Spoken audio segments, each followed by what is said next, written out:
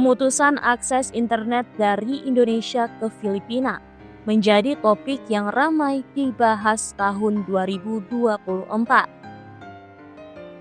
Pemutusan akses tersebut terkait dengan penanganan aktivitas judi online oleh pemerintah Indonesia. Tak hanya Filipina, akses internet Indonesia ke Kamboja juga diblokir untuk berantas judi online. Terkait pemblokiran tersebut, Menteri Komunikasi dan Informatika yang menjabat saat itu, Budi Ari, menyebut tindakan pemblokiran tersebut sangat efektif.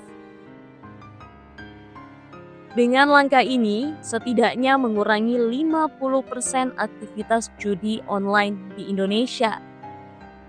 Budi menilai dampak judi online sangat buruk bagi perekonomian negara, perekonomian masyarakat, dan perekonomian keluarga.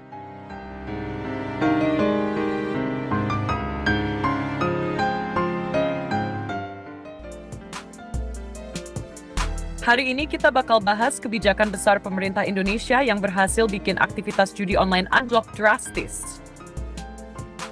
Yap, kita ngomongin soal pemutusan akses internet ke Filipina dan Kamboja. Berita ini nggak cuma ramai dibahas, tapi juga punya dampak besar banget. Yuk, kita bedah lebih detail. Jadi gini, gengs. Mulai Juli 2024, pemerintah Indonesia melalui Menkominfo Budi Ari memutus akses internet ke Filipina dan Kamboja. Alasannya jelas. Kedua negara ini jadi sumber utama aktivitas judi online yang merugikan masyarakat Indonesia. Hasilnya efektif banget, gengs. Judi online di Indonesia langsung turun sampai 50%. Ibaratnya kayak setengah dari masalah ini hilang dalam semalam. Nggak cuma itu. Ribuan situs judi online juga diblokir habis-habisan. Pemerintah nggak main-main, gengs. Mereka sadar kalau judi online nggak cuma merusak ekonomi negara, tapi juga bikin perekonomian keluarga hancur. Menurut Menkominfo, ini langkah untuk menyelamatkan masyarakat dari dampak kriminalitas dan utang akibat judi.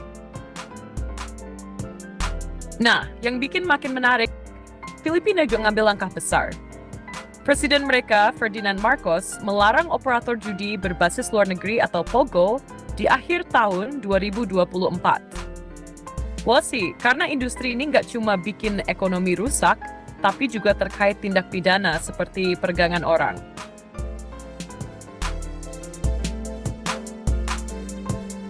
Banyak pekerja Indonesia yang jadi korban karena bekerja di tempat perjudian luar negeri.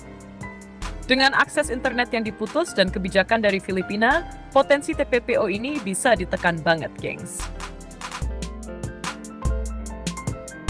Sementara itu, Indonesia juga nggak cuma fokus blokir-blokir aja. Satgas Pemberantasan Judi Online terus ngasih edukasi ke masyarakat lewat literasi digital. Tujuannya biar demandnya berkurang. Karena kalau nggak ada yang main, operator judi juga bakal kehilangan pasar. Nah, gengs, gimana menurut kalian? Apakah langkah pemerintah ini sudah cukup? Atau masih ada hal lain yang perlu ditingkatkan? Sementara itu, Presiden Filipina Ferdinand Marcos melarang Philippine Offshore Gaming Operators atau operator judi berbasis di luar Filipina atau POGO dalam pidato kenegaraan pada Senin 27 Juli 2024. Badan Regulator Hiburan dan Permainan Filipina atau PAGCOR memastikan akan menindaklanjutinya. Mayoritas perusahaan judi luar negeri memegang izin operasi di Filipina berasal dari Cina.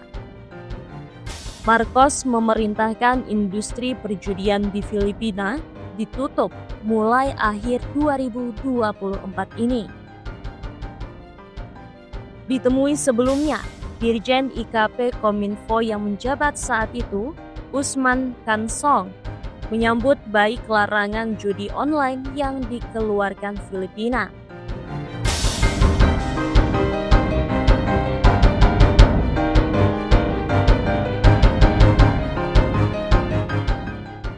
Dengan kebijakan baru Filipina, Usman mengatakan bisa berdampak mengurangi konten atau situs judi yang masuk ke Indonesia. Keputusan itu akan berdampak pada jumlah platform judi online yang mengincar warga RI.